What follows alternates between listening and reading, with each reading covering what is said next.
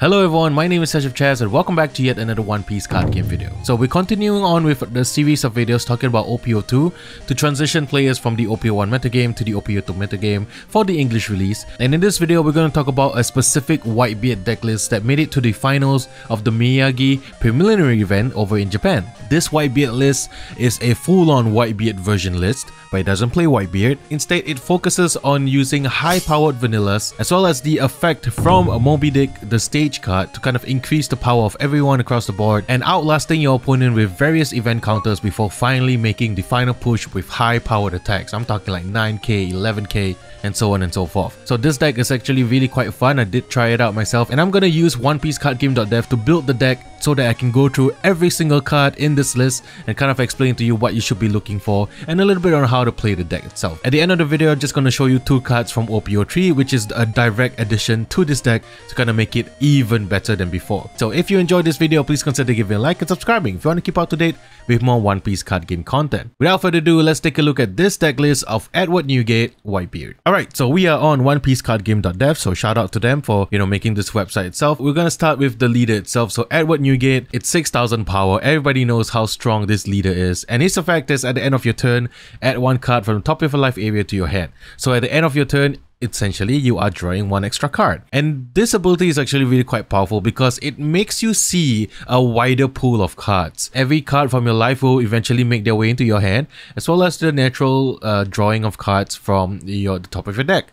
So Edward Newgate will be your leader for this deck. It is extremely powerful, and this is what makes the deck work. So now let's move on to the other key card of this deck, which is none other than the 2-cost stage card, Moby Dick. You are going to be running 4 copies of this because you want to look for Moby Dick. In the OP-02 metagame, there are no stage removal, so you are safe to play this out as early as turn 2 without worrying whether your opponent has a way to remove it, because it doesn't exist in OP-02. Moby Dick is the most important card in this deck because it runs every single character that has the type, including Whitebeard pirates, as well as your leader, a 2,000 power when you have 1 or less life cards. Whitebeard will get you there with your opponent's attacks, with his inbuilt leader ability. You are definitely going to get to that 1 or 0 life count, and that's what you do.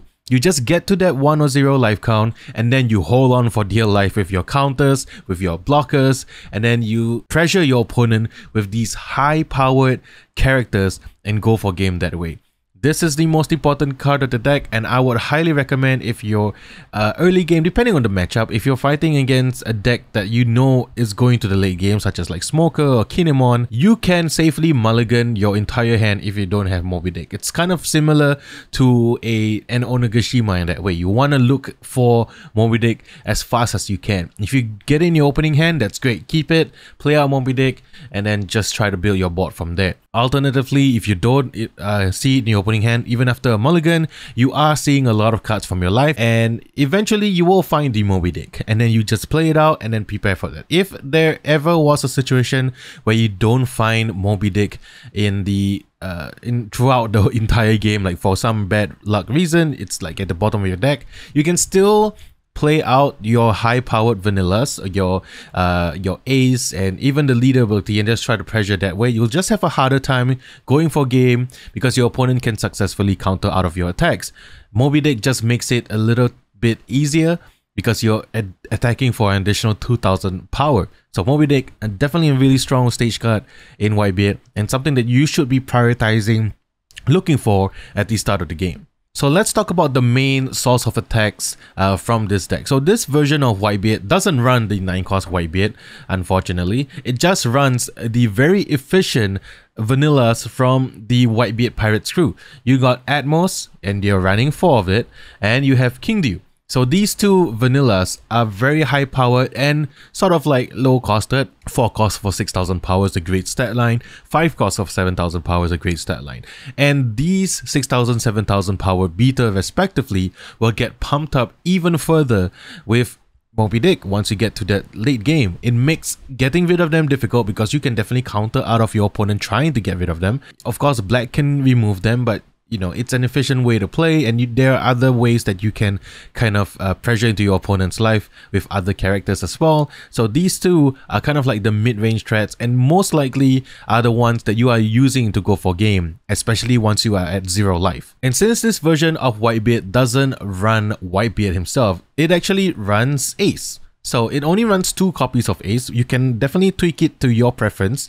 You can even run Whitebeard if you want to, but in this version, it does run 2 copies of Ace as kind of like a late game rush beater, and you want to go for game that way, or using his ability to grant 2 of your opponent characters minus 3000 power during this turn. This pairs with a lot of removal effects that are in this particular deck list, which I'll talk about later on. But it's really powerful, as well as the addition of having rush, because you are using a leader that has Whitebeard pirates in his name. It is Whitebeard after all, and you can definitely pressure your opponent with an Ace in the late game, because Ace turns into a 9000 power attack, and that is before attaching any Dawns to Ace. So that's really powerful. Now also, because this is a deck that wants to prioritize removing your opponent's big bodies, it does run a full playset of squad. So you are running 4 squads. Now squad is actually really powerful because you don't really care if you are at 0 or 1 life. You don't mind losing life to squad's ability if there is something that you need to get rid of. So squad is if your leader has Whitebeard pirates, give up to one of your opponent's characters a minus 4000 power for the turn, then add the top card of your life area to your hand. So essentially, Whitebeard is going to be at 1-0 life anyway. This just gets you there faster. You can use squad in combination with other powerful removal to just immediately remove every single threat your opponent has on their side of the field. Some cards need more work. For example, like if you want to get rid of an 8-cost Eustace Kid or an 8-cost Odin, who will both have 8000 power, you probably have to combine squad with an Otama to get rid of something using like a Vista or something. So, but squad, eventually this 3-cost 5000 power alongside with Moby Dick becomes a 7000 power beater, and it does what you want it to do because it reduces power of your opponent so that you can easily get rid of it. It gets you a card, so in case you're looking for your Moby Dick or you need like counters in your hand, you take a card from your life area. It might be something that you need. And it is a beater that can potentially beat into your opponents as well. The only downside is it doesn't have any counter, but you have a lot of counters in this deck, so don't worry about that. Now, because you have a lot of these power reducing cards in the form of Ace as well as a squad, you need to run some sort of removal, and it's none other than Vista. I did say Vista is an absolute staple in red right now, especially for OP-02. It's a 3-cost 3000 power with an ability of on play, KO up to one of your opponent's characters with 3000 power or less, in combination with squad, in combination with Ace, as well as maybe even Otama. You can get rid of some of your opponent's early stuff and, you know, control the board that way so that your opponent can't like suddenly rush you down. And Vista can present an early attacker, so just put 2 Dawns on Vista and then start attacking with it. If your opponent gets rid of it, it's fine. You will kind of substitute it with the bigger stuff like Atmos and King Dew in the middle to the later half of the game. So Vista is definitely a really powerful card, and you are running a full playset of Vista, so that's really good as well. I realized my camera was blocking some of the cards, so I did adjust it. Before we talk about some of the other defensive stuff, since we're on the topic of removal, you do want to run 4 copies of Seaquake. Now, Seaquake is a card that can KO something that's 3000 power or less if your leader includes Whitebeard pirates. This is a great form of removal, especially in the early to late game. It works either way. Against like Kinemon decks, Red Green Law decks, you want to prioritize getting rid of their searches. You know, the Jewelry Bonnie, their Momonosuke, the ones that can be repeated searches. This is a great card to get rid of them. You can get rid of the early or like the 1-cost blockers, especially when you're going for game with Seaquake, and also in combination with squad, with Ace, with Otama. You can get rid of some of your opponent's bigger stuff with it as well. The trigger ability could come in handy, but more often than not, you are holding this card as a removal for the threats that you want to get rid of. The high priority targets for Seaquake are definitely the repeated searches, like for example Jewelry Bonnie and Momonosuke. And then you can focus on getting your blockers with that as well. So you are running 4 copies of Seaquake in this deck list.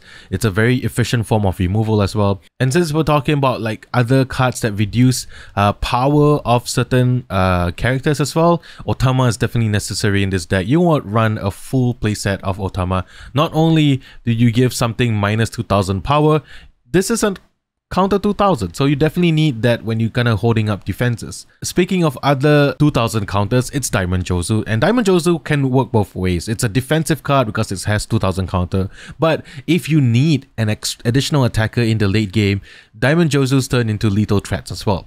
So it's a 4 cost, 4000 power, it has counter 2000, but he also has the ability of Dawn 1.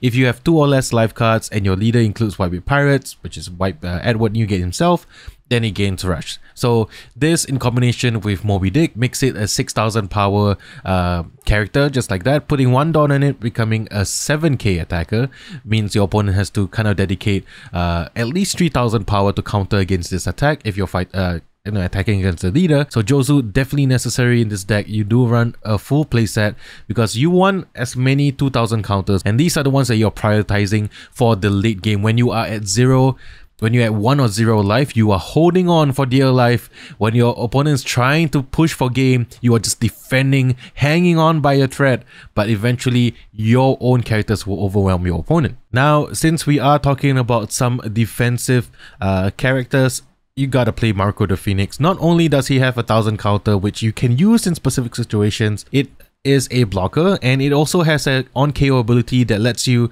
trash 1 card from your hand with Whitebeard Pirates in this type. And if you have 2 or less life cards, which Whitebeard will definitely be at, you can play this character from your trash rested. So you can potentially, when you time it just right, when your opponent's down to that last attack, you can block with Marco the Phoenix, discard a Whitebeard Pirates type card, and then bring it back, and your opponent has no more attackers, but you still have the blocker on the side of the field.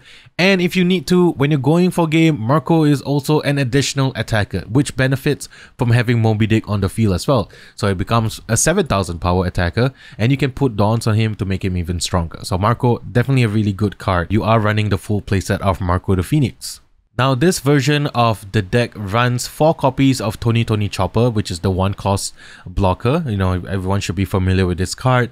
This Chopper just makes it so that you have a more efficient plays. You are spending only 1 Dawn on Chopper. You can use the rest of the Dawn to kind of pump up your characters, pump up your leader, or leave up Dawn for the next few cards that we're going to talk about, which are all event counters, which I think it's definitely necessary. This is the way that you kind of hold off in the game. You want to kind of prevent your opponent from, you know, outright attacking to your leader. So Chopper, an efficient blocker, it's definitely going to be one that's just chumping attacks, but it's definitely really good at doing that. Now, this version of the deck list runs 8 1 cost event counters, and it's none other than Guard Point, which is right here. So it's running 4 copies of Guard Point. This is just absolutely necessary. People don't realize that being at 6000 power as a leader means that your opponent has to attack you for a lot, and people tend to, you know, try to force out the 2k counters or more, that they forget about Guard Point, so they start to attack you for like 8k,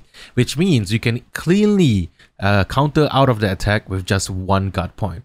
So if you're thinking about fighting Whitebeard, you have to keep in mind that your opponent has potentially a Guard Point if he has Dawn up, or the other card, which is Frankie's Radical Beam. So yeah, rounding out the deck list itself is 4 copies of Frankie Radical Beam. This is just a great counter card for Whitebeard because you are going to be at 2 or less life cards without a doubt. So you are automatically countering out of attacks with a 1 cost 4000 counter. Easy. This is the best card as a counter for Whitebeard, and it's definitely being played in OP-03 as well. So you are running 4 copies of this, and this is how you kind of play the game.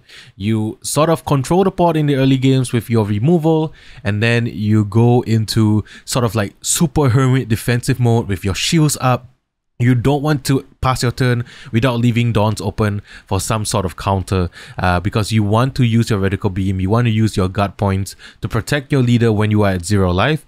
But if your opponent spends too much resources trying to, you know, go for game, they might leave themselves defenseless, and then you go for game with your onslaught of huge attackers like Atmos, Squad, King Dew, Ace, as well as maybe even Marco the Phoenix. This is how Whitebeard, this version of Whitebeard at least, plays the game. I think it's a really powerful deck, and this is something that I urge you to try out in the future in the OP-02 metagame as well. Alright, so this is the breakdown of the entire deck list itself. If you want to go in and read the effects for yourself, a link to this particular deck list will be in the description below, so I got you there. This is a very solid Whitebeard deck list, so you have to understand the game plan, try it out. You are going for game when you are at 0 life. This is a high risk, high reward type of deck because it does have some glaring and obvious weaknesses in the form of, like, if your opponent can make their things can't be blocked with a Diable Jambe or the 5-cost Rush Luffy, then you really have to depend on your counters. But how much can you defend against repeated can't be blocked attacks? So that's one thing that you have to kind of pay attention to.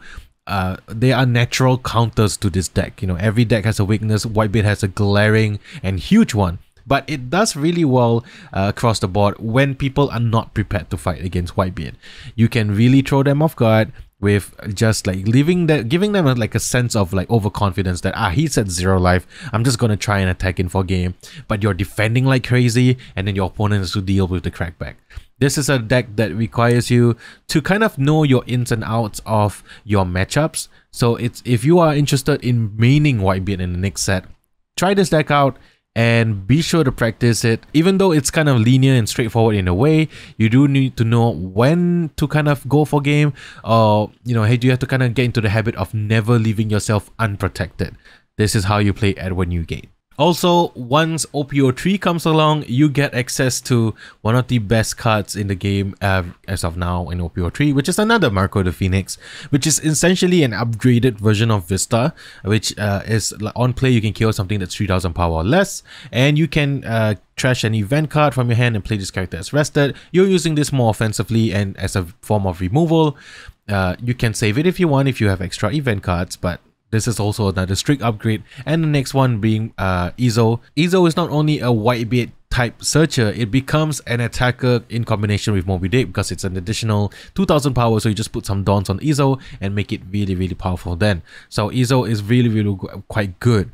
The only reason why the version of the deck that I showed you was not running something like Whitebeard Pirates is because, you know, you don't want to kind of miss your event cards, and like once you search and it just goes to the bottom, the counter events are something that you need. So you don't really need to search out something. You can't search out, you can only search out characters anyway. You can't search out your Moby Dick, but Izo makes it so that it's easier for you to locate the Moby Dick because it's a Whitebeard Pirates type card. In OP-03, you're future-proofing yourself. You just can kind of tweak the list a little bit and then you're good to go. So there you go, a little breakdown on how Whitebeard wants to play the deck. There are more in-depth videos like the one that Blackbeard TCG posted. This is just a rundown of this particular version. There is a version running like the whole Straw Hats package, which you can run as well. I do feel like this version is a little bit more fun because it's like, oh, I'm all in. It's like high risk, high reward, which is how, you know, you want to play that with Whitebeard, right? But I hope that this gives you a kind of basic understanding of the deck. Whether or not you are playing it or want to counter it,